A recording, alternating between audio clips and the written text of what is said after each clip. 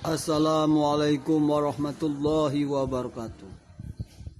Nahmaduhu wa nusalli wa ala rasulihil karim amma ba'du. Asyhadu an la ilaha illallah wahdahu la syarikalah wa asyhadu anna Muhammadan abduhu wa rasuluh. Allahumma sholli ala sayyidina Muhammad wa ala alihi Muhammad. Hadirin jemaah yang dimuliakan Allah Subhanahu wa taala. Sesungguhnya Allah Subhanahu wa taala meletakkan kebahagiaan, kesuksesan manusia di dunia dan di akhirat hanya dalam amal agama yang secara sempurna seperti yang dicontohkan baginda yang mulia Muhammad sallallahu alaihi wasallam. Dan Allah Subhanahu wa taala menghendaki manusia ini bahagia dunia maupun di akhirat.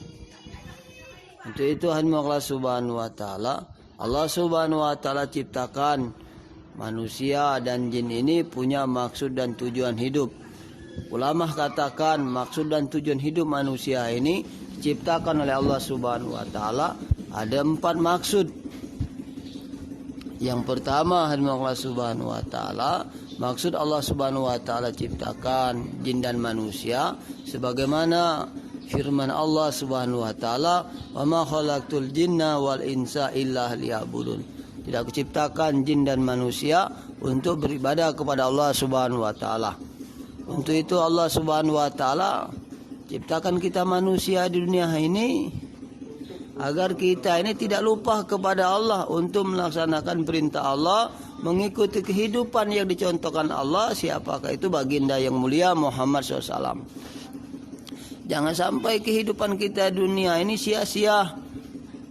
Habis waktu kita ini, umur kita, usia kita, harta kita ini untuk perkara sia-sia atau perkara dunia yang tidak ada nilai pun sedikitnya dari Allah Subhanahu wa taala, tidak ada harganya dari Allah Subhanahu wa taala. Maka untuk itu sama-sama saling kita ingatkan bahwa kita hidup dunia sementara, akhirat selama-lamanya. Dunia perlu bekal dan akhirat pun perlu bekal. Jangan sampai hari-hari kehidupan kita ini habis waktu kita, usia kita ini di laut 60-70 tahun tanpa mengingat Allah, tanpa menunaikan perintah Allah. Habis usia kita di perkebunan, di pertanian 60-70 tahun tanpa mengingat Allah, tanpa perintah Allah. Habis usia umur kita di pangkat jabatan di kantor sampai 60-70 tahun tanpa mengingat Allah, tanpa menunaikan perintah Allah Subhanahu wa taala. Itu sama kita sama muslim, bahwa setiap muslim ini bersaudara. Saudara walaupun tidak sekandung, seibu, sebapak, tapi saudara yang mulia, yang diikat kalimat la ilaha illallah Muhammad Rasulullah SAW. Yang kedua, maksud Allah ciptakan kita ini Allah Subhanahu wa taala mengikuti kehidupan baginda Nabi SAW. Qul in kuntum tuhibunallaha fattabi'uni yuhibbukumullah wa yaghfir lakum dzunubakum wallahu ghafurur rahim. Katakanlah wahai Muhammad, jika kalian mencintai Allah, maka ikuti baginda Nabi SAW. Saya Allah akan mencintai kalian dan mengampuni dosa-dosa kalian. Sungguhnya Allah Maha Pengampun dan lagi Maha Penyayang. Apapun kehidupan sehari-hari kita 24 jam, dari bangun tidur sampai tidur kembali, mesti ngikut kekasih Rasulullah sallallahu alaihi wasallam. Yang ketiga, maksud hidup kita Allah Subhanahu wa taala ciptakan sebagai kuntum khaira ummatin ukhrijat linnas tamuruna bil ma'ruf wa tanhauna 'anil munkar wa tu'minuna billah. Kalian adalah umat yang terbaik, dilahirkan di tengah-tengah manusia, mengajak kebaikan dan mencegah kemungkaran. Artinya kita ini umat baginda Nabi SAW harus menyampaikan, harus mendakwahkan ini agama Allah Subhanahu wa taala.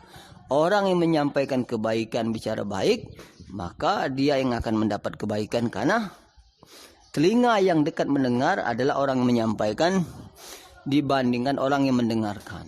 Maka apabila kita bicara baik, maka kebaikan itu akan masuk kepada diri kita.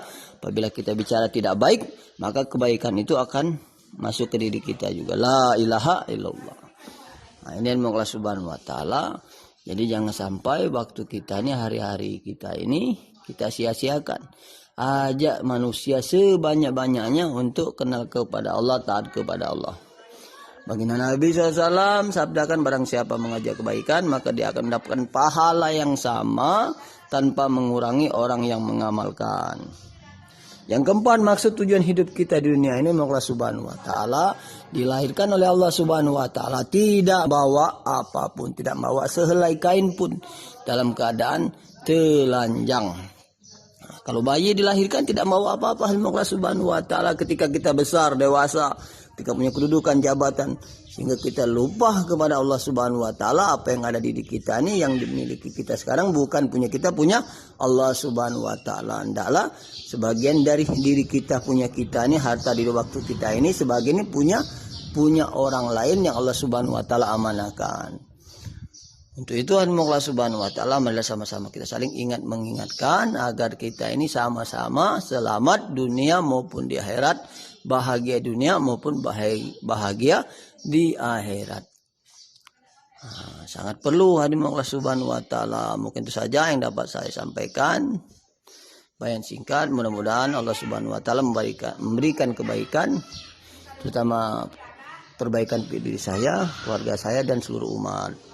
Assalamualaikum warahmatullahi wabarakatuh. Subhanallah bihamdi, subhanakallahumma wa bihamdika, asyhadu an la ilaha illa anta, astaghfiruka wa atubu ilaik.